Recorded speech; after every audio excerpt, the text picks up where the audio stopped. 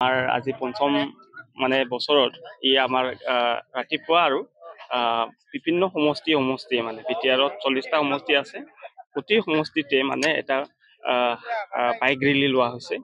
এই মানে চুক্তিটো মানে অনুসৰণ কৰি আৰু এই বাইক ৰেলীত আৰু আমি মানে শান্তিটোতো আহিছে, এইটো শান্তি চুক্তি আছিলে। তো এই শান্তিটো যাতে ভৱিষ্যতলৈ আৰু মানে উতুত থাকে আৰু ৰাইজক এটা মেছেজ দিয়াৰ কাৰণে আজি এটা বাইক ৰেলী ইয়াতেও লোৱা হৈছে। চৰকাৰে কৈ আছে যে পথ সুৰক্ষাৰ যে কথা কৈ আছে, ইয়াত যি বাইক ৰেলী আপোনালোকে উলিয়াব, হেলমেট পৰিধান কৰাৰ ক্ষেত্ৰত কি ক'ব?